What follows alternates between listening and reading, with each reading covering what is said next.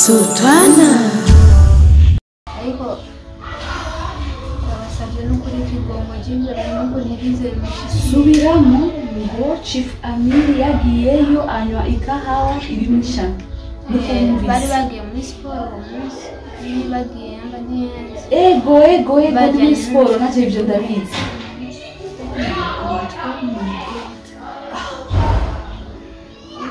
bari ko ntibize bimushikira ko hamwe n'iseze yasukuniga kabisa yaranitse kubera ngo sinze suri kumutunga azumvira ibyo umviriza sakini jewe urakoze cyane nangorane ni uzoronka sivyo je ndabikujejeka nta kimwe nta kibazo na kimwe uzoronka akazi uzobandanya nta muntu azo gukoraho na n'umuntu azomenya ko wambwiye ikintu kintu urakoze cyane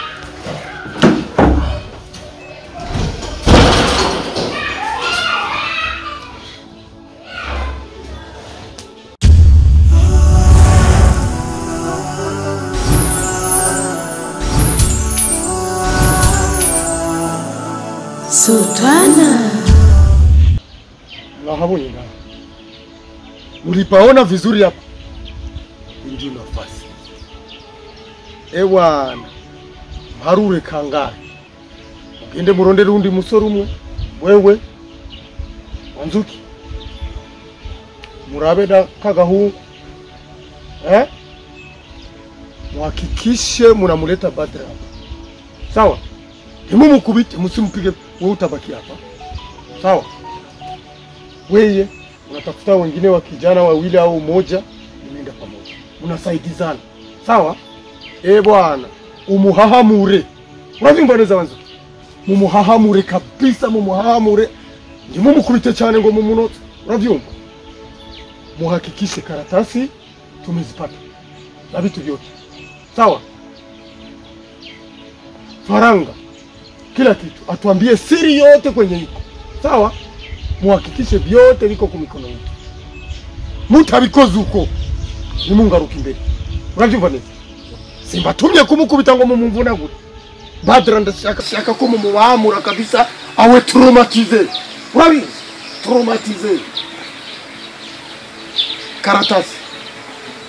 Wavyumvise ni? Faranga. Ubutunzi bwose. Kwani ule mnajua yeye anajua kila kitu. Sivi?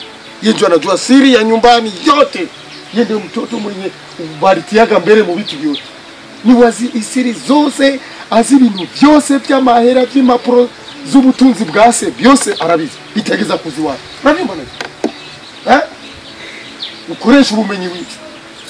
Ukoresha ibyuzi. Urabyumva neza? Apana kuza ngaha uhekenye imisaya gusa. Mbona uri kuhekenya Badra ngaha? Udahekenya majojo. Urabyumva neza? Nyaruka. Mbone wadi. Wewe guma ngaho ugeni. Isumai. Wewe rudi hapa. Wewe tunabaki naye tunawasubiria. Wewe unaona hii fasi? Auone kama hii fasi lazima tumukanyagia hapa hapa.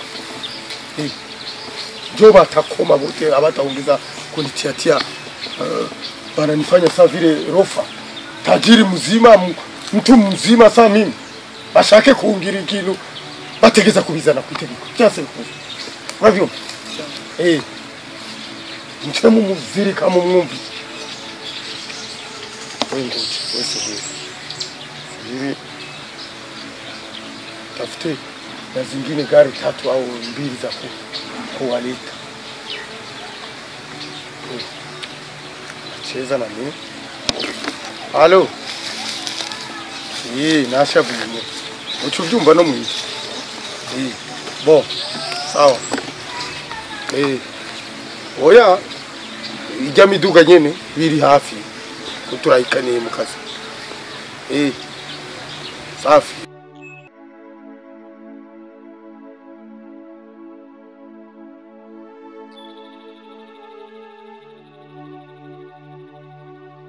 Achari ngaunye. Safi. Rindira turavyikorera. Biheru uyu munsi. Rindira nukudomeka. Warabonye ibuji ingene bayidomeka ikakubonye. Kajya kajya nibuji ni kukadomeka kagashonga kugibuji shongera ku mezi gahera yose ntacyo katubwiye kajya sawa kajya n'umunyu bashira mu mazi kakayonga badra ni aza kubikindi ngo badra je urambwira ibya badra tamuhekenya nkuko bahekenye jojo sawa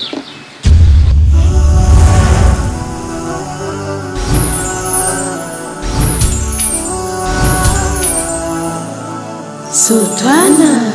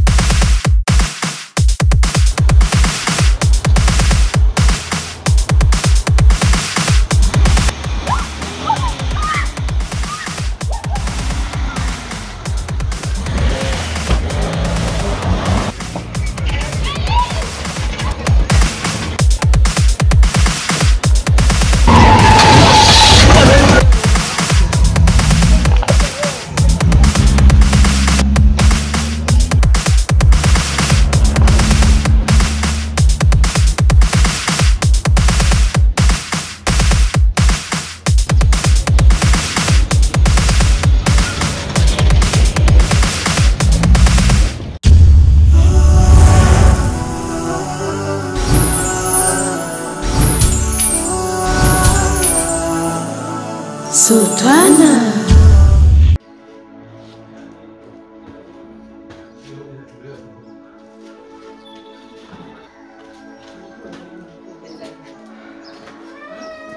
Ibikiyo kweza girika je vya ferezo wanje ngiyemo nibiki. Je ndihuta ndagiye ngiye mu bya. Ikibazo ngaha mu muryango. Ikibazo nyabaki. Badra ya Badra ngenda murutse agira turi muri alimentation. Hama acha baramugonga. No. Je asohotse nyina avuye muri alimentation haje imodoka irimo abantu ntabonye mu maso. Bamuyobosha imodoka baragenda. Uvuze ati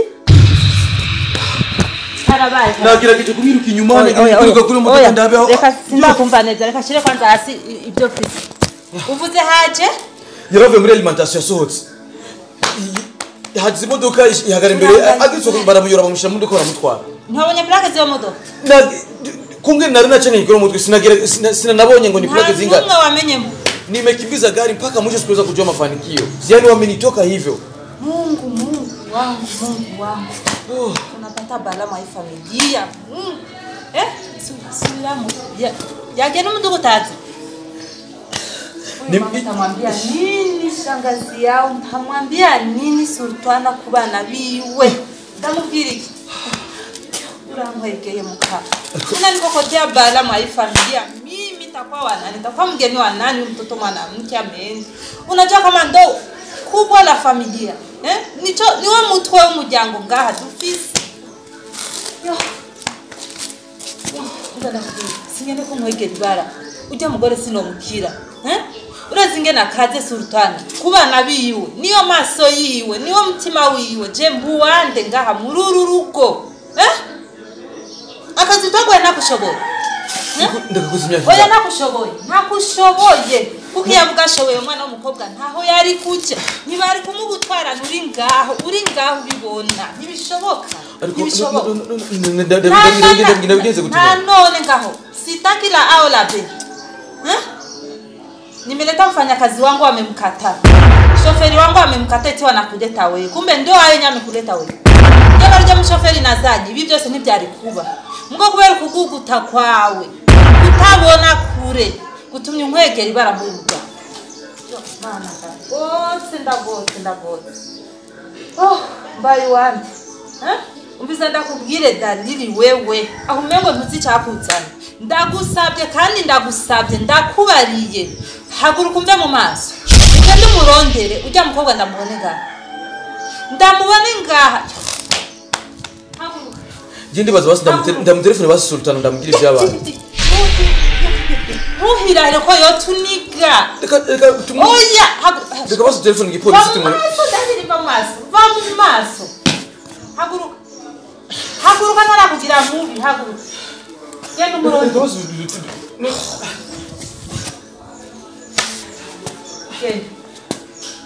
Genda. umurondere ndamubone ga kandi unyumvirize kigugu kitazi gukora akazi kahawe niba ubu yagiye he Sultana aranyica mu kanwa aranyica ku mukobwa wiwe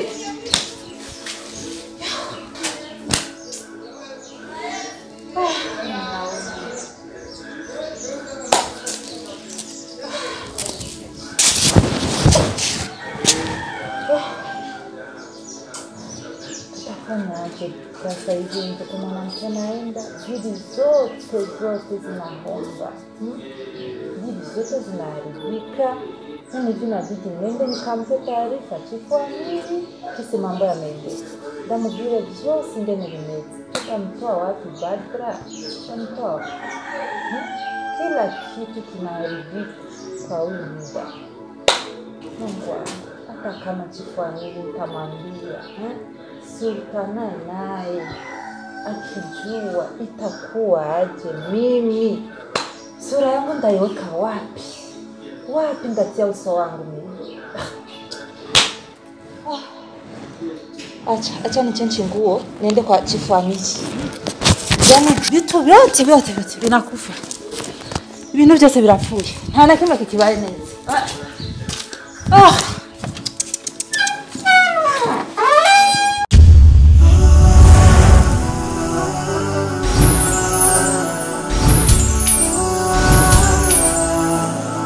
Sultana.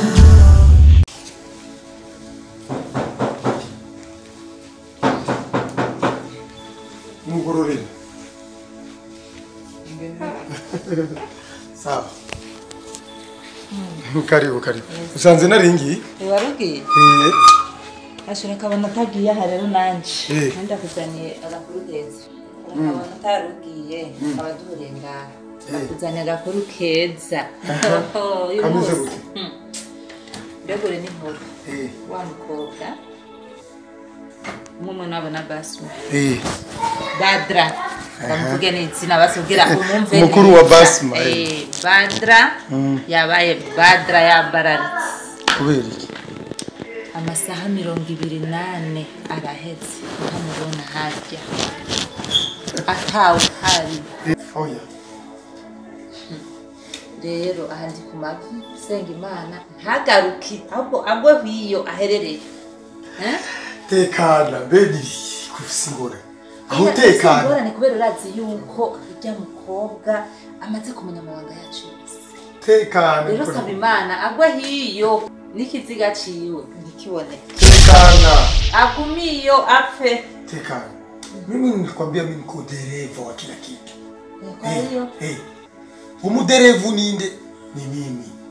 Mimi ndo dereva. Nasikia? Mumemkosa. Badra. Twamuruzi. Amasaha ngahe? 28. Mungu muzimya kitando none buzovuga iki? Chinda mufisi. Ari mu maboko yaje. Imana ishimwe, Imana irankorera ibitangaza. Ni umufise? None. Imana urakoze. No gushimira abo. Hagivuga ngo ugira Imana ntagaruke. Iyo ugaruka Imana. No mureku. Hajya ni kukujya azamabanga yacu yose ayafisa atavuye ku isi. Nacho twahano. Bora bakiko. Sasa Badra ni mtuma wale wa jamaa wao. Wamchukua. Wakamchukua. Hivi wanangoja tu? Simu. Wakipata simu wanafika. Yote ni mimi. Kama kuna simu. Ahubwo no kugenda ndabihevye. Siendi tena. Umva ndakubwira. Kama kuna siku yenyushaga naambia maneno mazuri ya kunifurahisha ya kuniambia maneno mazuri mara nyingi. Yaani moyo wangu furahi. Leo ni siku ya kwanza. Nifurahishe sasa na mimi. Ilikuwa sio kufichama. Kwa kweli ungebaki hata siku 3. Usijali, tuweze masaa. Katandike mimi nampigia simu. Rafiki yangu namwambia bwana, siji tena. Unaacha. Mambo kafarika. Yaani chenye hujapata. Kafarika mambo.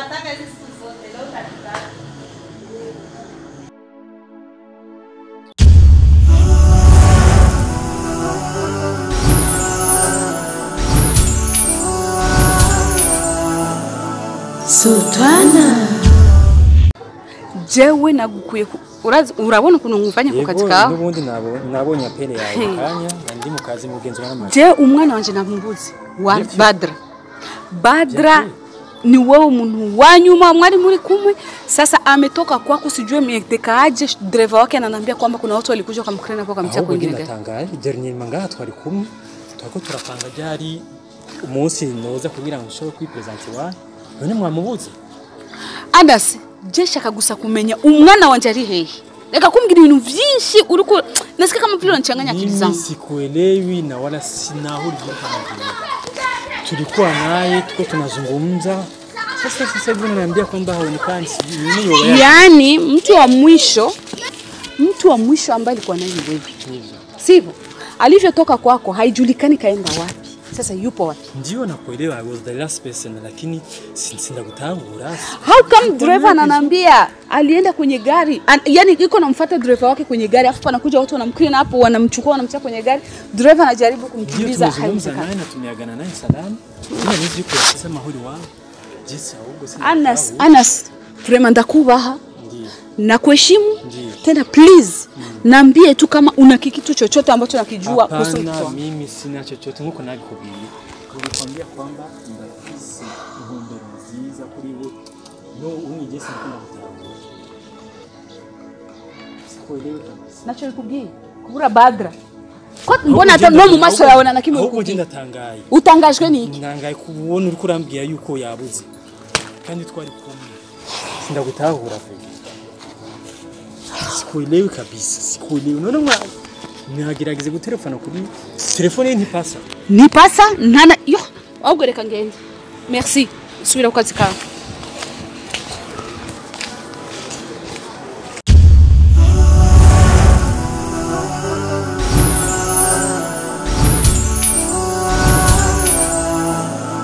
Sultana.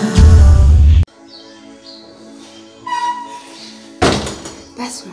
Nibiki wena. Wewe uracari ngaha, wewe uracari ngaha. None washaka nje.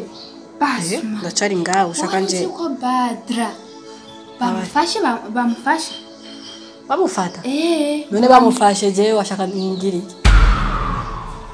Umufashe utelefone mu bagenzi ubaze uko batwa baza hari. Ese mukuru wawe kweli? Wewe nimba uhazi genda umufashe hari. Genda mufashe ndamufashe. Basma ariko wari kumufasha kuba ni mukuru wawe. Ewana reka kungora n'urusaku rwawe. Si nkuru ngaha. None nk'ivyo bintu babikuye. None birakuraba wewe ivyo bintu.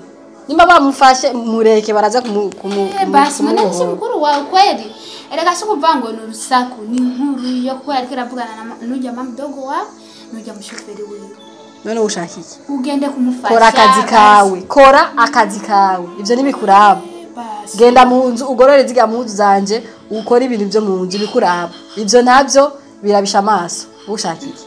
Bamufashe mureke bamufate. Nta no kugenda kumufasha kwera ari mukuru wawe. Telefone basi mu bagenzi ya no hino tumenya ari basi. Weri waheza kuvuga uragenda reka kungora. Jevyo ndimo ni byinshi. Mama mukuru wa kama ari mama wawe muto nyamba ari mama wawe. Kweri mama.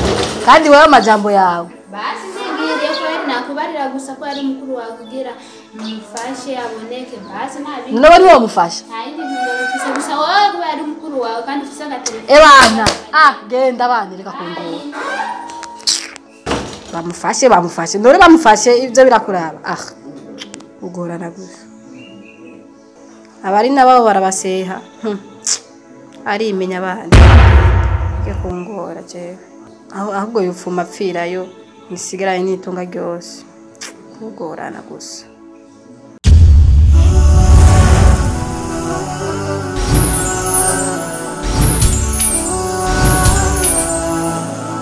Sultana.